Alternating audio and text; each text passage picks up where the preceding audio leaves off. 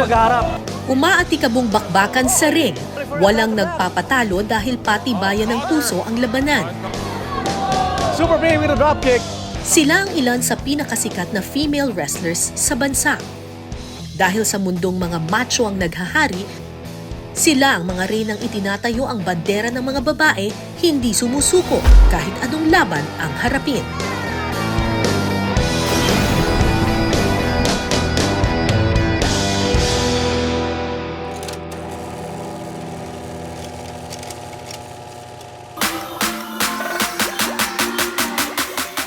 Meet Patricia Ligaya, ang Pinay wrestling sweetheart. Pa-sweet man sa inyong paningin, kayang-kaya kayong itaob sa loob ng wrestling ring. Because, oh, look at that. Almost right to the throat. Right, kicking things off. Hard to hard.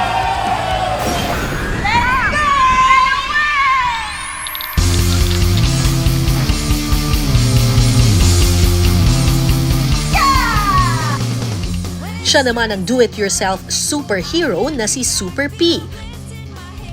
Ang kanyang superpowers, the power of friendship. Yeah, that's understandable. Oy! Turkey by Nice hand ni Super B si Joya.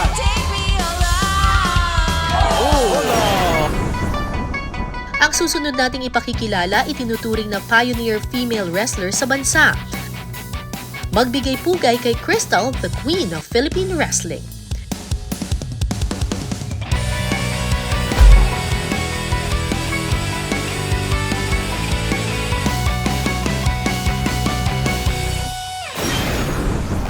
Nagsimulang mahilig sa wrestling si Crystal noong siya'y bata pa. 3 or 4 years old data ako nun. Pero I remember, kasama ko yung lola ko. Tapos yung uncle ko, nanonood kami ng WWF. F pa nun. Tapos, kasi may lola, siya talaga yung fan ng wrestling sa pamilya. Di ba? Crush niya si Bret Hart. Because sobrang gwapo niya daw. Tapos sobrang astig daw ni Undertaker. At the time, nung 4 ako, may breast cancer na yung lola ko. And she wasn't, wala na talagang cure.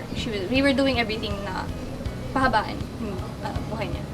Pero, alam mo yung kahit hirap na siya, yung sobrang payat niya na. Pero, pag nag-cheer siya, talagang iba yung joy, iba yung tuwa na nakikuha niya sa wrestling na parang, go, Bret Hart. Talagang, tapos ako na parang, tinignan ko yung wrestling na parang kahit hirap na yung tao. Pag naalala ko yung memory niya na parang, na parang wrestling can bring joy to people. Dahil dito, hindi na nawala sa kanya ang pagnanais na maging pro wrestler. Me and my college friends were like, we heard about this promotion, tapos we all tried out, and that was in 2015, and now we're here, 10 years later. Pero nung nagsimula ka, di ikaw lang ang babae. Oo. It was hard kasi lahat ng ka-training ko lalaki. Oo. So ako, para sa akin, kailangan sumabay ako, masabayan ko sila. Oo. Kahit sa, yung training dati kasi talagang male focus. More Correct, so, correct. Talagang walang consideration for kahit babae ako. Oo, So, oo. kahit sila suplex, kailangan ko din po mag-suplex. Kailangan nila, nagbabody slam sila, magbabody slam din po ako. So talagang nahirapan po ako. So, Pero hindi ba sila nailang? Kasi syempre, very physical ang wrestling. Syempre, hahawakan ka kung saan-saan. it was naman po, I gave my permission naman. And then they were very respectful naman at that time. At ikaw, hindi ka natakot na... Kasi before wrestling, I was an athlete talaga. So, nag-swimming po ako for 6 years, tapos nag-taekwondo din po ako for another 6-7 years. Tapos nag-cheerleading din po ako. So, talagang sa cheerleading pa lang po, medyo sanay na po ako nahahawakan. Kasi di ba pag tinataas ako, tapos kakatch nila. Basta makatch po nila ako, okay lang kahit mahawakan nila ako. Basta hindi po ako mag-landing sa lapag. So, sanay ka ng tinatapon, di ba? Sanay ka ng nagpapasirko-sirko, ganyan. At sanay ka na ring masaktan. Yes po. Oo. So talagang yung athletic background. Physically, ko, hindi sa puso, Oh!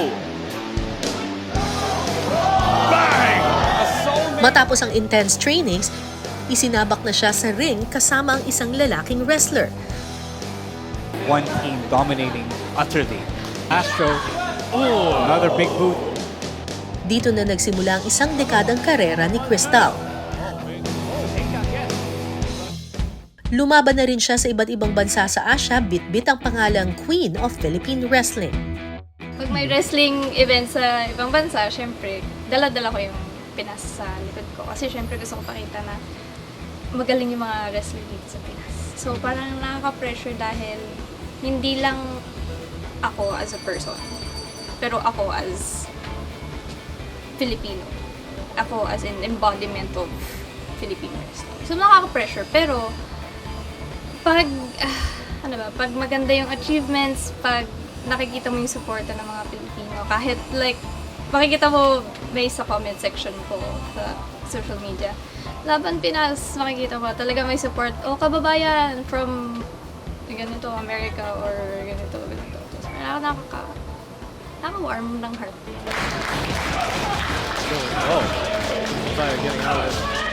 Oh, nice! Maliit lang daw ang kinikita ni Crystal mula sa wrestling. He is Oh! Queen's Queen's Guillotine! Oh no! Hindi pa rin talaga nila ito may tuturing na full-time career. Kaya sa tuwing walang training o wrestling match, iba't ibang racket ang kanilang ginagawa. I have like 4 or 5 part-time jobs. Apart from wrestling, which is, I wish it was like the main job that I can do. But sadly, hindi pa. Hindi pa namin, we'll get there. I do also hair and makeup on the side. Nice. I stream online video games and such, and then I also have a corporate part-time on-call job. We give seminar workshops to companies, team buildings, ganon. And then I also do commercial modeling sometimes. Tama! Let's go, Super B! Marie Crystal! Super friends for life! Maliit man daw ang kinikita nila sa wrestling, hindi raw matatawaran ng sayang idinudulot nito sa kanila. Pero hindi ba nagiging, in a way, mas special yung craft ninyo because you're doing this not just for the money, but because it's your passion? 'Di ba? Hindi nababayaran yung passion eh. 'Di ba? Parang kapag pera-pera lang yan, 'di ba? Mas madaling okay, tatama rin ako kasi gagawin ko lang to for the money. Pero if you're doing this for another thing, for something deeper, then it becomes more special and more lasting. Rewarding. I feel more proud and feels like I did that. It's not because I need to get money out of it. It's not because I want more followers or fans because of it. It's just because I want to. So whenever I get something, it just feels so nice because the fans support me for just living my dream, which just feels heartwarming. Hindi lang pagandahan ng moves at paangasan sa ring, pabunggahan din sila ng kanilang mga wrestling gear. Kaya para makatipid at masiguradong maganda ang kanyang gear, siya mismo ang nagde-design ng kanyang mga isinusuot sa bawat laban. My gear consists of 3 parts. Dati mas madaming parts yan, pero over the years, kumonti na lang. Dati mayroon akong top, bottom, arm sleeve, outerwear, tapos may stockings, tapos yung socks, tapos yung shoes, and then na-refine ko na siya after 10 years. Just took me 10 years. Pero ito yung show ko na lang. Ito yung main body. So, pag suot ko naman siya, ito, parang yung bottom part niya talagang very short na shorts kasi ayaw kong sumabit kung saan-saan. Tapos, one piece na lang siyang ginawa ko kasi dati nakakatakot kasi nung naka 2-piece ako, minsan pag tinaas ko yung kamay ko, medyo nakakatakot baka tumaas din yung shirt. So, yan, one piece. So, buong katawan covered. Tapos, on top of this, naglalagay din ako ng bolero. Medyo weird lang pag sinuot ko siya ngayon. Pero ganito.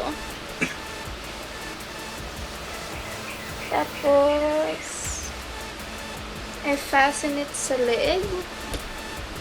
Also, I think kasi yung shiny fabric, mas maganda siya makita pag nasa ring. Kasi, di ba, madami normally kaming lights, may spotlights sa ring, so makikita mo nagsishine-shine pag gumagal ako ng ganyan. I'm proud to say na ako yung nag-design nito. Dahil maituturing ng veterana sa Philippine wrestling si Crystal, marami na ring mga Pilipina ang na-inspire na maging professional wrestlers, tulad ni Super P at Patricia Ligaya. 2014, 2015 po, nalaman ko na merong local wrestling dito. At nagsimula rin ako manood. So, bale, napanood ko po yung debut match ni Napanood mo si Crystal? Yes po, first match niya, nandun ako. Ano? Chichira kong malakas. Oo. Tapos, ayun po. Anong pakiramdam mo nung napanood mo si Crystal? Sobrang exciting. Kasi, ayan na po, at the time, siya lang po yung babae. Before that, puro lalaki lang po yung local wrestlers natin. Nung nag-debut po si Crystal, kaya ang lakas ng hiyaw ko, kasi parang naisip ko, pwede na ang mga babae dito. Meron na kaming susundan na leader, kumbaga. So, kaya po, kaya po after that, actually, nilapitan ko po hindi ko alam kung natatandaan niya. I do. Pero nilapitan ko po siya at sinabi ko sa kanya na gusto kong mag-training, gusto ko po sumali. Late ko na-discover yung mundo ng pro wrestling. Tapos si Crystal, pinapanood ko rin po siya noon sa YouTube po, kunyari sa mga documentary. So, si Crystal po, she's a very big inspiration sa a lot of Pinay wrestlers po ngayon. I would say na she opened a lot of doors for us. Kayo. Opo.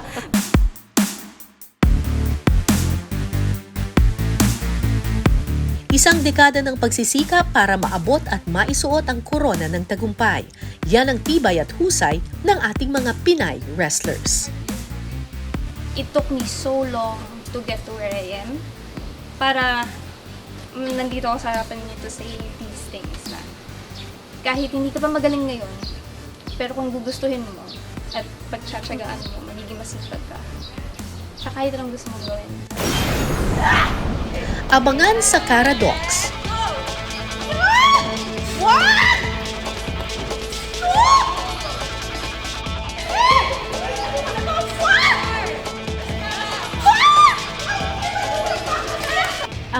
Dahil na pag-uusapan na rin natin yung mga trabaho, tapos sabi niyo palugi, ganyan.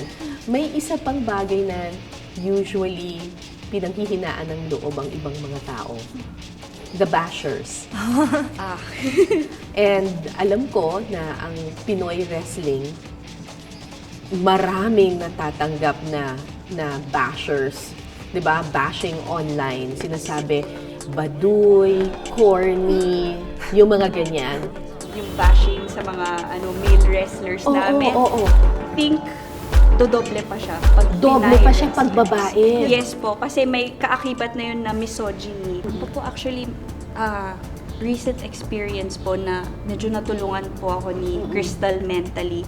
I had this wrestling clip of an intergender match between me and a male wrestler. And then it went viral. It was like 19 million views on Instagram before I took it down. But the reason why it got to like 19 million views was because it was being shared worldwide and being sexualized by different people, men mostly. So magkalaban kayo ng lalaki. Tapos ano po, kumbaga yung mga comments, if I were that guy, ito na lang gagawin ko para tumigil na yung girl. So very sexualized po talaga. And that really took a hit to me mentally. And when you read those kinds of comments, how do you stay strong?